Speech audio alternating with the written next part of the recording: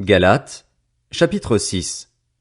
Frères et sœurs, si un homme vient à être surpris en faute, vous qui êtes spirituels, redressez-le dans un esprit de douceur. Veille sur toi-même, de peur que toi aussi, tu ne sois tenté. Portez les fardeaux les uns des autres et accomplissez ainsi la loi de Christ. Si quelqu'un pense être quelque chose alors qu'il n'est rien, il se trompe lui-même. Que chacun examine ses propres œuvres, et alors il aura de quoi être fier par rapport à lui seul, et non par comparaison avec un autre, car chacun portera sa propre responsabilité. Que celui à qui l'on enseigne la parole donne une part de tous ses biens à celui qui l'enseigne. Ne vous y trompez pas, on ne se moque pas de Dieu. Ce qu'un homme aura semé, il le récoltera aussi. Celui qui sème pour satisfaire sa nature propre récoltera d'elle la ruine, mais celui qui sème pour l'esprit récoltera de l'esprit la vie éternelle. Ne négligeons pas de faire le bien, car nous moissonnerons au moment convenable si nous ne nous relâchons pas. Ainsi donc, pendant que nous en avons l'occasion, pratiquons le bien envers tous et en particulier envers nos proches dans la foi. Voyez avec quelle grosse lettre je vous ai écrit de ma propre main. Tous ceux qui veulent se faire bien voir par les hommes vous obligent à vous faire circoncire uniquement afin de ne pas être eux-mêmes persécutés pour la croix de Christ. En effet, les circoncis eux-mêmes ne respectent pas la loi, mais ils veulent que vous soyez circoncis afin de pouvoir tirer fierté de votre corps. En ce qui me concerne, jamais je ne tirerai fierté d'autre chose que de la croix de notre Seigneur Jésus-Christ. Par elle le monde est crucifié pour moi, comme je le suis pour le monde. En effet, en Jésus-Christ, ce qui a de l'importance, ce n'est ni la circoncision ni l'incirconcision, mais c'est le fait d'être une nouvelle créature. Paix et grâce sur tous ceux qui suivront cette règle et sur l'Israël de Dieu. Que personne désormais ne me fasse de peine, car je porte sur mon corps les marques du Seigneur Jésus. Frères et sœurs, que la grâce de notre Seigneur Jésus-Christ soit avec votre esprit. Amen. Éphésiens, chapitre 1. De la part de Paul, apôtre de Jésus-Christ par la volonté de Dieu, aux saints qui sont à Éphèse et qui sont fidèles en Jésus-Christ, que la grâce et la paix vous soient données de la part de Dieu notre Père et du Seigneur Jésus-Christ. Béni soit le Dieu et Père de notre Seigneur Jésus-Christ, qui nous a bénis de toute bénédiction spirituelle dans les lieux célestes en Christ. En lui, Dieu nous a choisis avant la création du monde pour que nous soyons saints et sans défaut devant lui. Dans son amour, il nous a prédestinés à être ses enfants adoptifs par Jésus-Christ. C'est ce qu'il a voulu, dans sa bienveillance, pour que nous célébrions la gloire de sa grâce, dont il nous a comblés dans le bien-aimé. En lui, par son sang, nous sommes rachetés, pardonnés de nos fautes, conformément à la richesse de sa grâce. Dieu nous l'a accordé avec abondance, en toute sagesse et intelligence. Il nous a fait connaître le mystère de sa volonté, conformément au projet bienveillant qu'il avait formé en Christ pour le mettre à exécution lorsque le moment serait vraiment venu, à savoir de tout réunir sous l'autorité du Messie, aussi bien ce qui est dans le ciel que ce qui est sur la terre.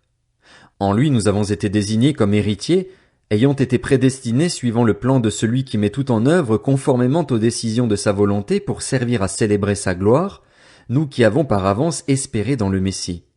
En lui vous aussi, après avoir entendu la parole de la vérité, l'Évangile qui vous sauve, en lui vous avez cru et vous avez été marqués de l'empreinte du Saint-Esprit qui avait été promis.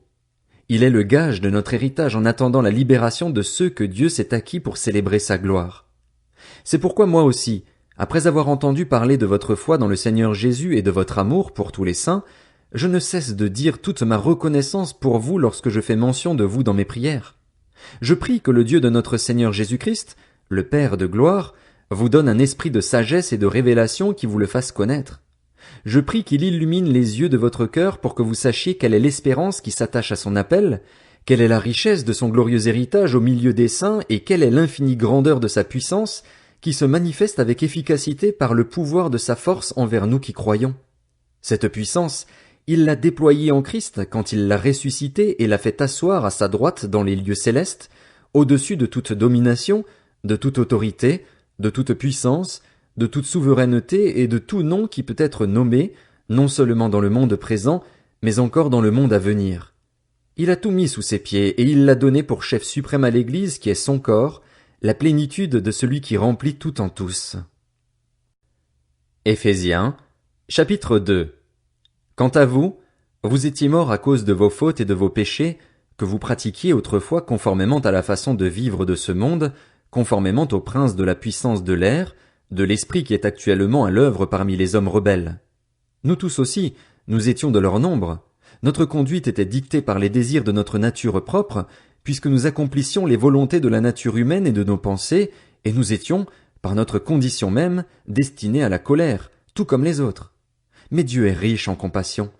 À cause du grand amour dont il nous a aimés, nous qui étions morts en raison de nos fautes, il nous a rendus à la vie avec Christ. C'est par grâce que vous êtes sauvés.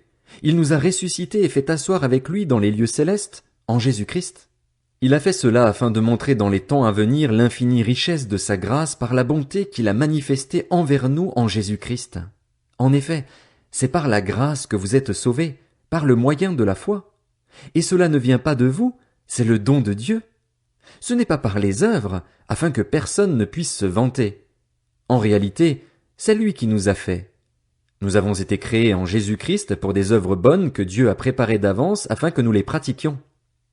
C'est pourquoi, souvenez-vous qu'autrefois vous étiez identifiés comme non-juifs dans votre corps, appelés incirconcis par ceux qui se disent circoncis et qui le sont dans leur corps, par la main de l'homme. Souvenez-vous qu'à ce moment-là vous étiez sans Messie, exclus du droit de cité en Israël, étrangers aux alliances de la promesse, sans espérance et sans Dieu dans le monde. Mais maintenant, en Jésus-Christ, vous qui autrefois étiez loin, vous êtes devenus proches par le sang de Christ. En effet, il est notre paix, lui qui des deux groupes n'en a fait qu'un et qui a renversé le mur qui les séparait, la haine.